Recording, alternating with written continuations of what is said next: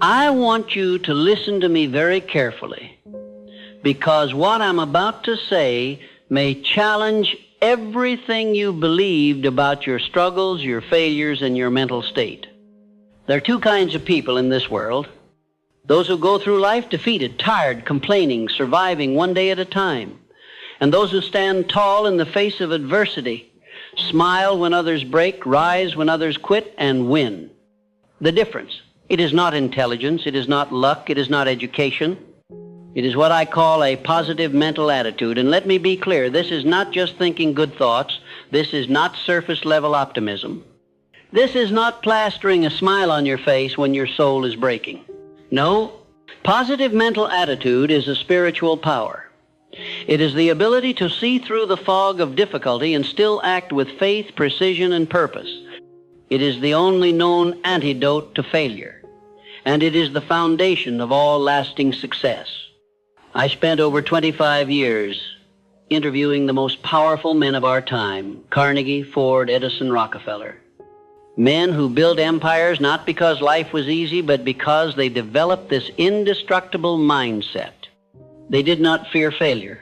They invited it. They did not surrender to setbacks. They studied them. They did not collapse under pressure.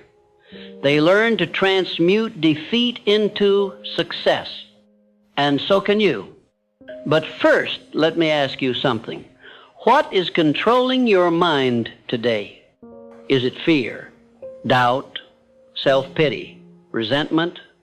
Or is it faith, purpose, gratitude, desire?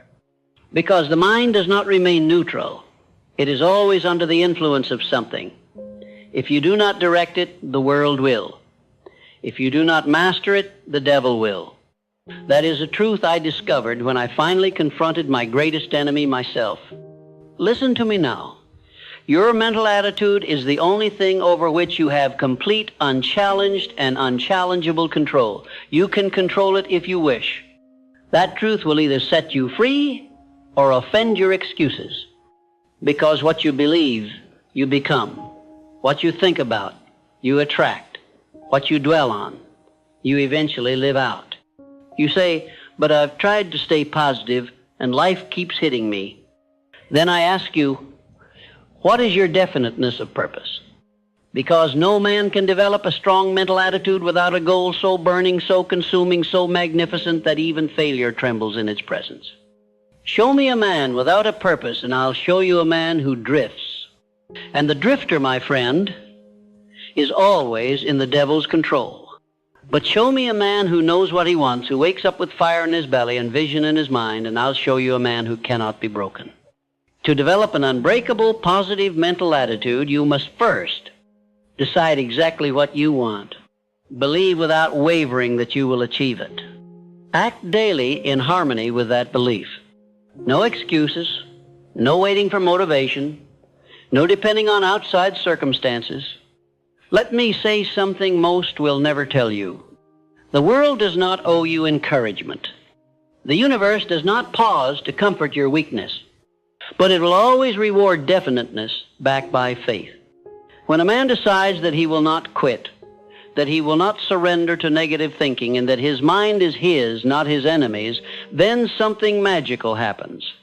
He begins to attract what he needs. People appear. Opportunities emerge. Strength he never knew he had begins to flood him. And failure? Failure begins to fear him. But this transformation only begins when you understand this next secret. Negative thoughts are not visitors, they are invaders. If you tolerate them, they will take over your home, your mind. If you entertain them, they will eat your purpose from the inside. And if you let them linger, they will convince you to quit on the very thing God placed you here to achieve. So you must do what I call cosmic housekeeping. Take inventory of what you think. Monitor your inner speech. And when you catch your mind drifting toward fear, doubt, worry, resentment, stop it like you would a criminal at your door. Replace it with gratitude, with faith, with the voice of power that says, I was not born to be broken. I was not created to be weak. I am made of the same substance that built mountains, that formed galaxies, that breathes through the lungs of champions. Now let me address the biggest lie that keeps people weak. I'm just not a positive person. Rubbish. You were not born positive or negative. You were conditioned. Your environment trained you. Your experience has shaped you. But nothing is set in stone unless you let it be. What has been learned can be unlearned. What has been programmed can be rewritten. The key is repetition. You become what you repeatedly do.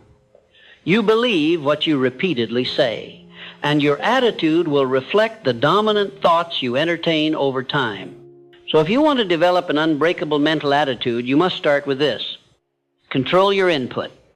Feed your mind daily with faith, courage, and truth. Speak power even when you feel pain. Read the words of greatness until they burn inside you. There is no shortcut. There is no hack, but there is a path. And it begins with one decision, that no matter what life throws at you, your attitude is yours. Not your enemies, not your critics, not your pasts. Yours. And that, my friend, is the beginning of power. If you want to develop an unbreakable positive mental attitude, then you must understand the power of autosuggestion. What is autosuggestion? It is the method by which your subconscious mind becomes the soil for either weeds or fruit. Whatever you repeatedly say to yourself, whether truth or lie, your mind accepts, absorbs, and ultimately believes. Your success is always preceded by a conversation. Not with someone else, but with yourself. Your inner dialogue is either an architect of greatness or a silent assassin of dreams. The man who rises daily and says, I will win, I will persist, I will not be denied, begins to shape his reality through the sheer momentum of mental faith. The man who wakes up and says, nothing ever works for me, I'm tired, I can't do this, that man dies before he even leaves his bed. Whatever the mind can conceive and believe, it can achieve. But belief must be forged daily through repetition. It is not enough to hope once. You must condition the mind like a muscle daily, intentionally, ruthlessly. Take 5 minutes each morning to speak life into your purpose, not passively, not softly, with fire, with strength, with clarity. Say, I am powerful beyond measure. My purpose burns stronger than my fear. I attract exactly what I need because I expect nothing less. You may not feel it at first. That's normal. The subconscious is not changed by feelings. It is changed by repetition with emotion. Say it again, and again, and again, until the voice of victory becomes louder than the voice of doubt. Now let's go deeper. An unbreakable attitude is also impossible without self-discipline. You cannot master your emotions if you cannot master your habits. You cannot hold a positive vibration if you are held captive by negative rituals. Discipline is the bridge between thought and reality. Without it, your good intentions are dreams, and your destiny is delayed. The men I studied, Carnegie, Hill, Edison, Schwab, they did not rise on talent alone. They rose because they governed themselves.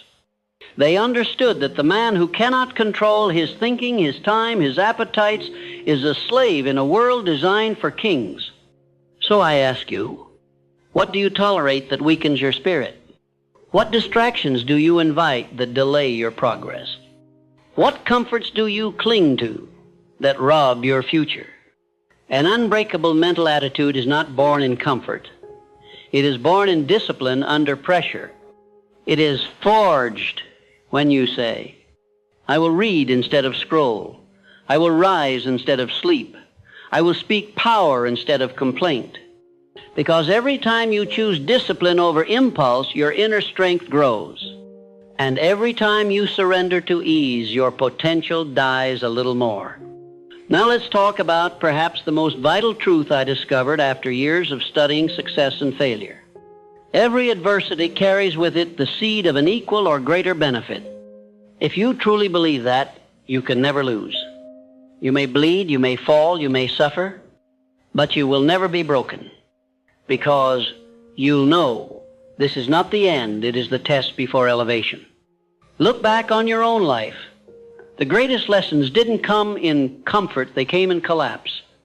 The greatest clarity didn't come when things were easy, it came when the storm hit and you had to decide whether to drown or rise. So I say to you, develop the habit of expecting the good in the bad. Train your mind to say, this pain is preparing me. This failure is redirecting me. This delay is protecting me. And what happens? You become unshakable. You become dangerous to defeat. Because life can't hurt a man who grows stronger every time he is hit. Now, let me reveal another core teaching from my life's work. You are never a victim of circumstance. You are only ever a victim of your response. Two men can face the same setback. One becomes bitter, the other becomes better. The difference? Mental attitude. When life slaps you across the face, you get to decide, will I curse it or will I bless it as the teacher that it is? When someone betrays you, you get to decide, will I become resentful or will I become wiser and stronger in boundaries? You cannot control what happens, but you always control what it becomes. This is the great secret of positive mental attitude. It doesn't remove difficulty, it redefines it. It doesn't stop the storm, it teaches you how to walk through it with purpose. Now let me warn you, there will be people who hate your mindset. They will mock your optimism. They will call you delusional, unrealistic, or naive. Ignore them. Most people are addicted to mediocrity. They've made a habit of hopelessness. They are threatened by anyone who dares to rise while they've made comfort with crawling. You must cut off mental infection at the source. Surround yourself only with those who speak life. Avoid those who feed your fear. Tell me who your enemies are, and I will tell you who you are becoming.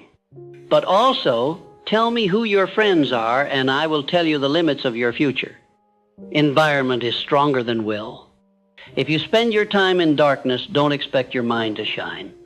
You must choose carefully what you allow to influence your attitude, because what enters your ears enters your spirit. Finally, let me leave you with this truth. You do not need permission to develop this power. You do not need a degree, a title, or approval. You need only one thing, a decision. A decision to own your thoughts. A decision to lead your mind instead of being led. A decision to become the kind of person that nothing can break because your attitude refuses to surrender. If you make that decision today, if you say, from this moment forward, I no longer rent my attitude to circumstance, I own it, I lead it, I protect it, then you are already halfway to greatness. Because the world bends to the will of those who stand tall in spirit even when the body is weary. Stand tall, my friend. Now, let us now finish this. You've made it this far. That tells me something about you. It tells me you're no longer content to merely survive. You want to master life, and mastery begins in the mind. The final layer of building an unbreakable positive mental attitude is this. You must have a chief definite aim. Without purpose, the mind drifts. Without a burning goal, the mind wanders like a leaf in the wind, pushed and pulled by fear, doubt, distraction, and weakness. You must anchor your mind to something greater than comfort. You must wake up every day with a reason so powerful, so vivid, so personal, that nothing can shake it out of you, not fear, not failure, not fatigue. Your definite chief aim is not just a goal, it is your identity in action. It is who you are becoming, directed by vision and sustained by obsession. Every man I ever studied who rose to greatness, every one had this. They didn't kind of want it, they didn't hope for it, they lived it. Their purpose was not something they did, it was something they became. Ask yourself, what do I want so badly that I am willing to suffer for it? What do I crave so deeply that I am willing to be misunderstood, ridiculed, doubted, and even alone to achieve it? What kind of life would make me feel that every breath I took was worth the pain it cost? Once you have that, burn it into your subconscious. Read it aloud morning and night. Feel it as already done. Speak it with emotion. Write it in stone, because vague desires produce vague results. But clarity commands the universe. And once you are clear, once your purpose is fixed in your mind like the North Star, your positive mental attitude will become not just your shield, but your sword. Now listen to me carefully. The man who has a purpose and protects his mental attitude becomes unstoppable. He may be delayed but never denied. He may fall but always rises. He may struggle but never retreats. Why? Because he understands that attitude is the hinge upon which the doors of destiny swing. Your attitude determines whether a failure becomes fuel or your finish, whether a loss becomes a lesson or a lifelong excuse, whether a hardship becomes your downfall or your rise. But you must protect that attitude like a warrior guards his sword. You must defend it from negative influence. This includes toxic people, poisonous media, and your own inner critic. Mental laziness. This includes gossip, self-pity, and any thought that lowers your energy. Victim thinking. No matter what life throws at you, take responsibility. Own it, shape it, rise from it. Never let another person or situation decide the meaning of your life. That power is yours alone. Now allow me to speak directly to your heart. As a man who spent his life studying the greats and lifting the forgotten, you are not here by accident. You were created with a purpose. You have something the world needs. Your very existence is proof that your destiny is real. But it will not manifest if your mind is filled with fear, self-doubt, and excuses. Your job is to cleanse your inner world. Feed your mind the words of greatness. Read biographies of giants. Speak affirmations. Take bold action. And above all, think thoughts that lift, expand, empower, and direct you forward. Every time you do, you grow. Every time you allow fear to control your mind, you shrink. Growth or decay, that is the choice, every single day. Now let me give you a rule that has never failed me. Act as if it were impossible to fail. I don't say this lightly. I say it because fear has stolen more dreams than failure ever could. The fear of failure keeps men small. The anticipation of defeat is often more powerful than